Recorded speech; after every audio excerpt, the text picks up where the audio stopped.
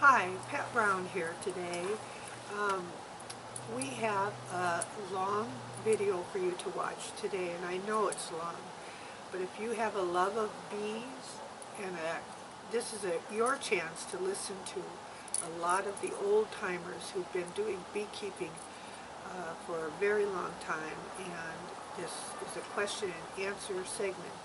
And we'll put all the contact information down below as we always do, but this is the SEMBA group, S-E-M-B-A, and I think you'll enjoy it, so enjoy. So growing up, I really enjoyed talking to my relatives about the old days, and now they're all, these are all stories that I remember, and I tell my children these stories, and of course, they've heard them 50 times, and they say, Dad, Dad, Dad, why do we have to listen to this again? But these stories are really what make us great. And we're looking forward to this Graybee panel, something I've been working on for most of this year. And thank you all for coming for this. A few special announcements to get started with this. Special thanks to Chris Shad. This building that we're in here is owned by the world-famous Mayo Clinic. And Chris Shad reserved this space, and thanks to the world-famous Mayo Clinic for allowing us to be here in this auditorium. The second is thanks to Sister Marlis. You saw when you came in here, we're going to have, after our meeting is done, the Wago dance is done, we're going to have some refreshments, some drinks, some pop, and I call it soda where I came from, and cheese and crackers and some veggies and dip in the back there, so just for a little bit of socializing, which is always a lot of fun too. You notice over here we have Pat Brown. Pat, this is Wayne. Her husband is over there. Pat, who has filmed us before, she fell and broke her hip and her wrist. So please, thoughts and prayers to her. She's recovering now after talking to Wayne, doing fairly well. They got the pin and the pipe in her, and so she's got more metal in her than probably most of us have in our entire bodies. But all the best to Pat, and so Wayne will be doing the video recording here. So to get this down on paper, this is a continuation of Patrick, who I don't think Patrick could make it here tonight, right? He's not here. He's not here. Yeah, this is a continuation of Patrick's goal as the SEMBA historian to really get down on paper some of our legacies, some of the things that we've done, videotape, and get some of these stories recorded so that we can have them preserved for 1,000 years to come. So thanks to Patrick for this also. Another is, does everybody like sauerkraut? Yeah.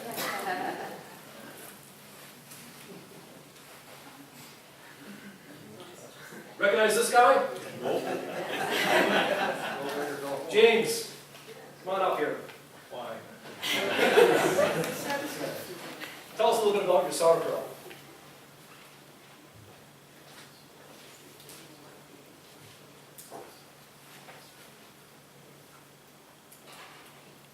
We make sauerkraut.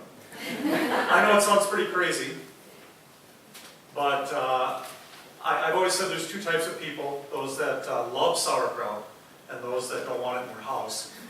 I hang out with a group that loves sauerkraut, and we've perfected a method, and I grow some of the most beautiful cabbage. One of those cleaned up at 28 pounds, I mean clean, ready to be cut. They're that big and that beautiful.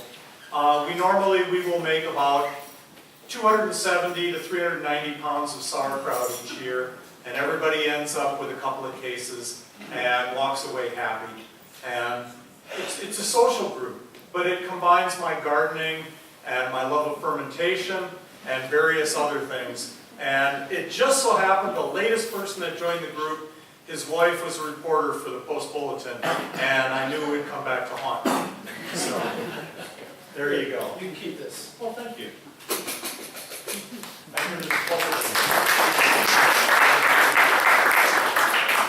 Just another little announcement, please. Our next meeting is going to be November 9th. It's our annual meeting. So we'll have a yearly recap, election of officers. I'm looking for nominations.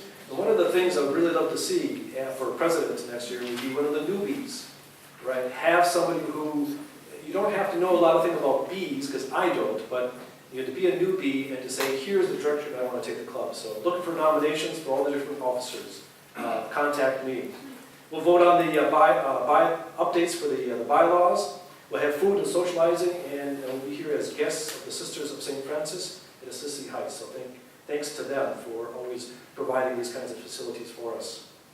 Then, of course, Hey, Brian? yes, James. At the next meeting, I will keep the tradition going, and we'll bring samples of all my beads. And if anybody else is making honey wines, that's an obvious opportunity to bring them along. Yep. Or to bring samples of their own honey. We'll have the tasting spoons and everything, so people can bring it and you can see what other people's honey tastes like. Bring your honey byproducts to share. So with that, thank you very much, James. Let's bring up our Graybees. So Graybees, could you work your way up to the panel up here, to the chairs? We should have 6 of you Graybees. So the question is, if you have 6 bee experts, six beekeepers, and you ask them one question, how many answers are you going to get? 10 was the number that the math that I did in my head, 10 was the number that I came up with. And so we've got now 6 beekeepers working their way up here who have untold years combined. And boy, if we get only 10 answers for each question, we'll be doing good. But we're really looking forward to it. One of the things, I've got a list of questions, and I shared the whole idea with you. And we've got a list of questions that came not only from me, but from all of you. And I will ask those questions, but sometimes you ask a question and that begets other questions. And so if you do have a question related to one that I just asked, raise your hand, yell it out to me. I'll repeat the question to make sure everybody has heard it, and then we'll get 10 answers for that question also. Also, too, after this, sure would love to get the Graybees up here for some photographs, and too with all the members here with a photograph, just to kind of memorialize this event. And again, thinking of it from a Patrick Urick's history point of view. So with that, then, I was wondering if we could just test the mics. So 1, 2, 3. Hello. Can you hear me? No.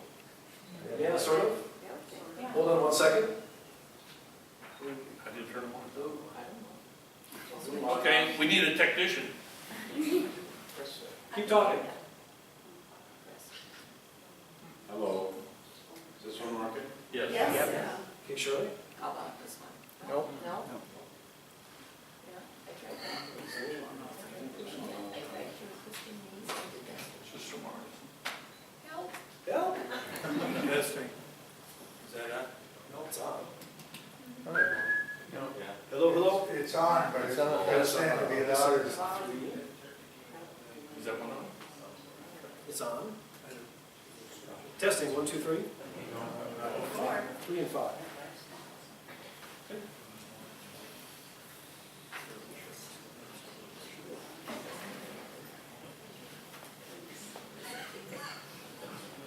Try it again. Testing. Testing. Is it on? No. Hello, you need to talk louder. We've got something shaking back there. That's Yes. way in the back. No, they can't hear way in the back. Can you hear this? If you can hear it, raise your hand. There you go. Got to speak a little louder. Okay, can you hear me now? Can you hear me now? Okay. Thank you. I feel like a Verizon salesman. And for your second song? Yeah. For a waggle dance. So with this, let's just introduce our panel up here. A lot of them we know, but some we don't. And so if you just go from Jean, kind of working your way this way, and just introduce yourself, tell us your name, when did you start beekeeping, how many total years of beekeeping have you done, maximum number of hives, and then how many times you've been stung. Okay, we'll give it a shot. My name's Gene Trader, and I started beekeeping in the mid-'80s. And I had up to 45 hives was the most. And I'm back down to 6. And as far as the number of times stung, I wouldn't want to begin to. I can remember some days about 15 times all in a short period. I don't react to it. It just stings for a half a minute and keep going. So it doesn't bother me. Ed Simon, and I've been, I think about 2003 or 2004, I started beekeeping. The first year I counted the number of stings that I got was 110. Last Tuesday, it was 6. Okay? There was some mean bees out there. Okay. By the way, I do have a book for sale, okay, which is sold locally here. And I also have some articles published in Bee Culture magazine. What? No commercials. No. I'm Shirley Lynn, and I started beekeeping. Well, I didn't really start beekeeping, but I inherited the beekeeping mentality when I married this guy here. And that would be 49 years ago.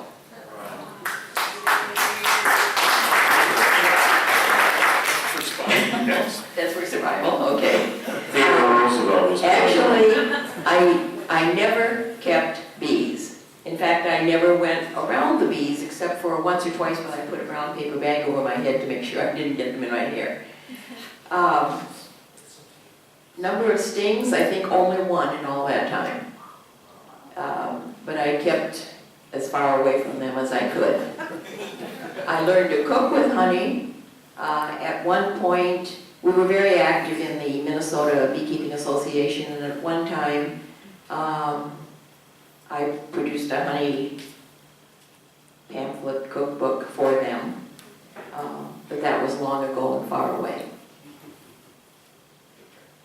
Denny Lind. I started beekeeping in 1949. I've had as many as 700 colonies. And what else?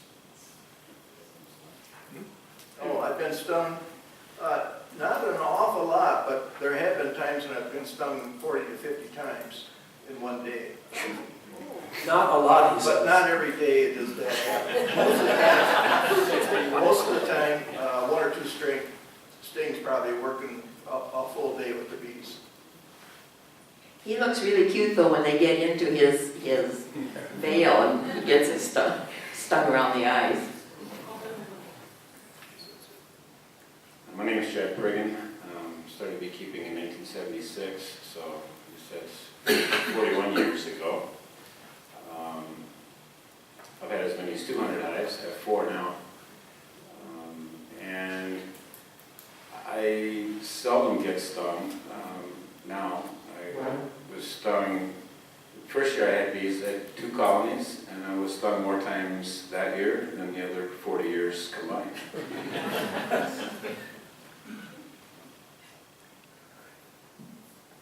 I'm Jim Whitlock.